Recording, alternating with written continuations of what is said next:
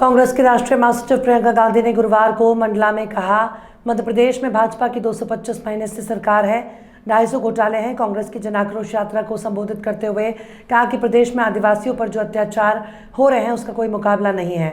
भाजपा की सरकार के लोग लूट में व्यस्त हैं। मध्य प्रदेश में भाजपा की 225 महीने से सरकार है, 250 घोटाले हैं। 18 साल में 22,000 घोषणाएं की हैं। मंडला जबलपुर सड़क 10 साल में नहीं बना पाए, इतने सारे घोटाले हैं। बच्चों के पोषण में घोटाला, मिड डे मील, सर्व शिक्षा अभियान, स्कॉलरशिप, भर्ती परीक्षा में घोटाला। ऐसे में नौजवान करे क्या? फीस भरकर तैयारी करता है, परीक्षा देता है, फिर घोटाला हो जाता है।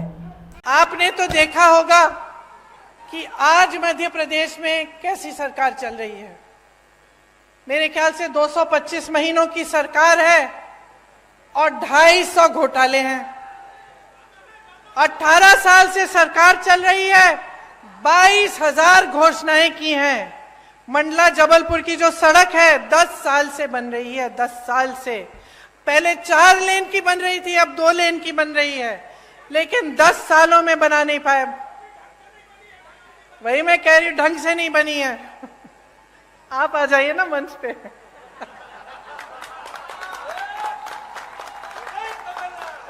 मुझे बताते रहिए। यहाँ की सड़क की तो ये स्थिति है कि गडकरी जी जो मंत्री हैं, जो सड़क बनवाते हैं, उनको आकर माफी मांगनी पड़ी आपके सामने। ये बात है, आप सोचिए। इतने सारे घोटाले, बच्चों के पोषण में घोटाला, मिड डे मील में घोटाला, सर्व शिक्षा अभियान में घोटाला, स्कॉलरशिप में घोटाला, भर्ती परीक्षाओं में घोटाला। तो बच्चों का भविष्य क्या है? आप बताइए बहन, आप ऐसे कर रही हैं, क्या भविष्य है? आप अपनी बच्चों के लिए मेहनत करती हैं कि नहीं? मेहनत करती हैं, मेहनत से उनका पालन पोषण करती हैं। तमाम दुनिया भर की समस्याएं होती है, लेकिन माँ बाप क्या चाहते हैं कि बच्चों की परवरिश ठीक ढंग से हो, बच्चे आगे बढ़े। लेकिन आपको अंधकार ही अंधकार दिख रहा है। जब आपके स्कूल में पोषण पर घोटाला हो रहा है, जब स्कॉलरशिप पे घोटाला है, जब भर्ती की परीक्षाओं में घोटाला है, तो बेचारा नौजवान करे क्या?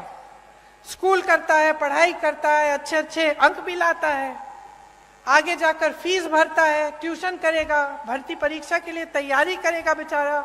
माँ बाप कभी कभी घर से बाहर भी भेज देते हैं, दूर कहीं पे ट्यूशन सेंटर में, किसी शहर के अंदर की, जा बेटा पढ़ ले, अच्छा भविष्य बनेगा। और फिर क्या होता है?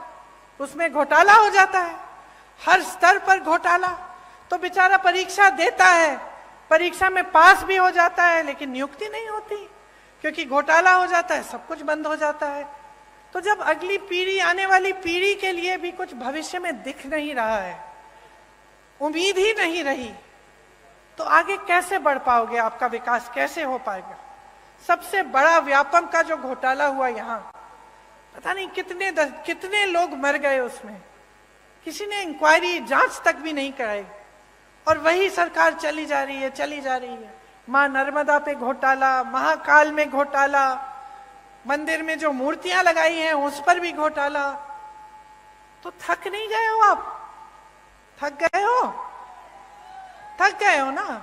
क्योंकि आखिर देखिए, जो नेता होते हैं, राजनीति में आते हैं, किस लिए आते हैं? ज्यादातर तो ये भावना रख के आते हैं कि कुछ सेवा करेंगे, आपको आगे बढ़ाएंगे, और आपको भी उनसे कुछ उम्मीद रहती है कि ठीक है, ये मेरे गांव का एक नेता है, हमें मेरे करेगा, है कि नहीं? लेकिन जब आपको दिखता है कि चाहे कुछ भी मंच पे आकर कुछ भी कह रहे हैं, आपको कुछ भी कहानियां सुना रहे हैं, लेकिन सच्चाई इनकी कुछ और है। जब आपको दिख रहा है कि सालों से, 10 सालों से आपकी सड़क नहीं बन पा रही है, जब आपको दिख रहा है कि यहाँ नर्मदा मैया में घोटाला हो रहा है, आपके बच्चे आगे बढ़ नहीं पा रहे हैं, यहाँ से पलायन करके चले जा रहे हैं बड़े बड़े शहरों में भटकते हुए नौकरी ढूंढने के लिए, तो क्या आप नहीं सोचते कि बहुत हो गया है, कि अब सरकार बदलने का समय आ गया है? जिन्होंने भ्रष्टाचार किया है उनको सबक सिखाने का समय आ गया है, और एक ऐसी सरकार लाने का समय आ गया है जो आपके लिए